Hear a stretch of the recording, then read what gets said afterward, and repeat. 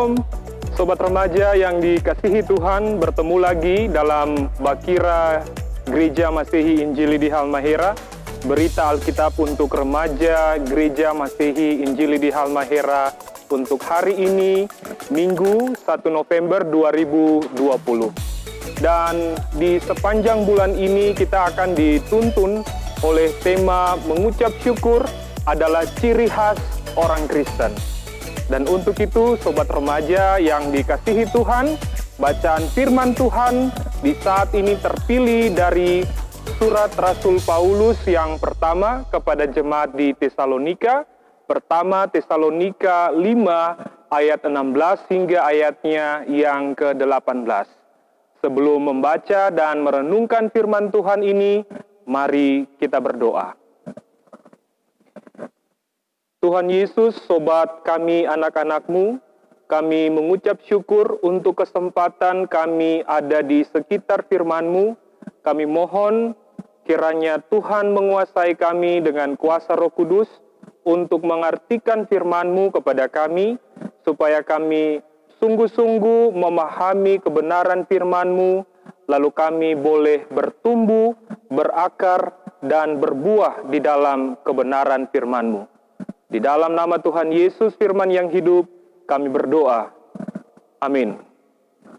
Sobat remaja yang dikasihi Tuhan, bacaan firman Tuhan kita di saat ini, 1 Tesalonika pasal 5, ayatnya yang ke-16 hingga ayatnya yang ke-18.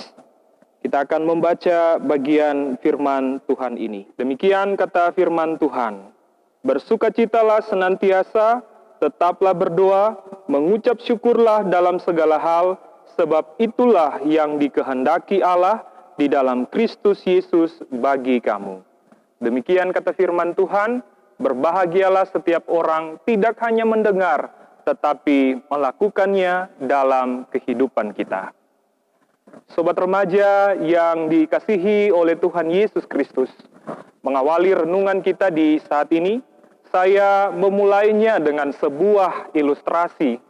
Ada seorang petani kaya, dia mati dan dia meninggalkan kedua putranya. Sepeninggal ayahnya, kedua putra ini hidup bersama dalam satu rumah. Sampai suatu hari mereka bertengkar dan memutuskan untuk berpisah dan membagi dua harta warisan ayahnya. Setelah harta itu dibagi, ternyata masih tertinggal sebuah kotak yang selama ini disembunyikan oleh ayah mereka. Mereka kemudian membuka kotak itu dan menemukan ada dua buah cincin di dalamnya. Yang satu terbuat dari emas bertahtakan berlian, dan yang satu terbuat dari perunggu yang murahan. Sobat remaja, melihat cincin berlian itu timbullah keserakahan sang kakak, dan ia menjelaskan, sepertinya ini cincin bukan milik ayah, tetapi warisan turun-temurun dari nenek moyang kita. Oleh karena itu, kita harus menjaganya sebagai bagian dari warisan orang tua kita untuk anak cucu kita. Sebagai saudara yang tertua, aku akan menyimpan cincin emas ini dan kamu simpan cincin perunggu itu. Sobat remaja, sang adik tersenyum dan berkata, "Oke, baiklah. Ambil saja yang emas dan aku yang perunggu." Keduanya kemudian mengenakan cincin tersebut di jari masing-masing, lalu kemudian berpisah. Sang adik merenung, tidak aneh kalau ayah menyimpan cincin berlian yang mahal itu. Tetapi kok kenapa ayah menyimpan cincin perunggu yang murahan ini? Dan ia mencermati dengan seksama cincin itu.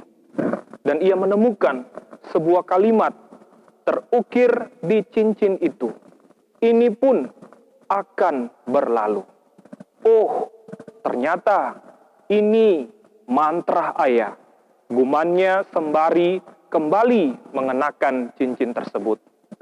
Sobat remaja yang Tuhan Yesus kasihi, Lalu kemudian kakak beradik itu mengalami jatuh bangun kehidupan mereka. Ketika panen berhasil, sang kakak berpesta pora, bermabuk-mabukan, sampai dia lupa daratan. Ketika panen gagal, dia menderita tekanan batin, tekanan darah tinggi, dan hutang sana-sini. Demikianlah terjadi dari waktu ke waktu, sampai akhirnya ia kehilangan keseimbangan hidupnya. Dia sulit tidur, lalu dia kemudian menggunakan obat-obat penenang. Akhirnya dia terpaksa harus menjual cincin emas bertah-tahkan berlian itu untuk bisa membeli obat-obatan yang membuatnya ketagihan.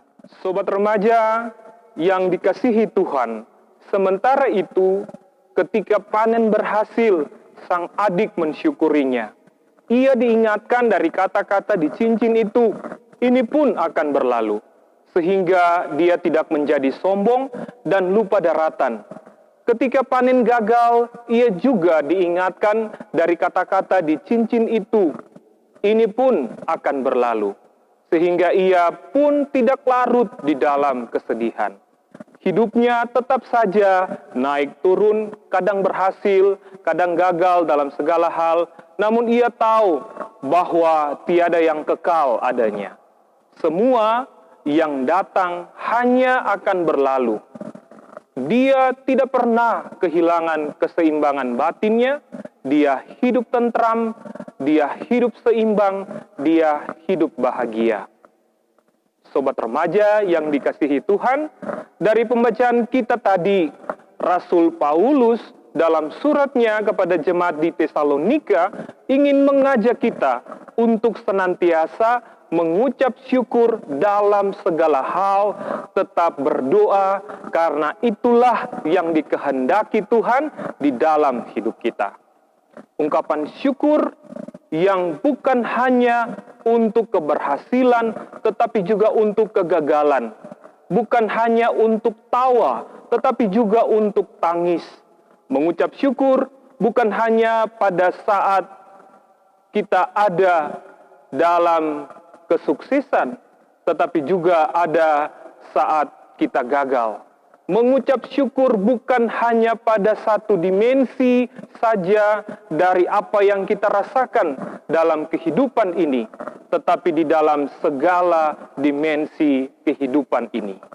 Sobat remaja yang dikasihi Tuhan, pandemi COVID-19 yang kita alami sampai dengan saat ini pun adalah momen di mana kita harus mampu untuk bisa melewatinya dengan sukacita, dengan tetap mengucap syukur kepada Tuhan, serta senantiasa berdoa.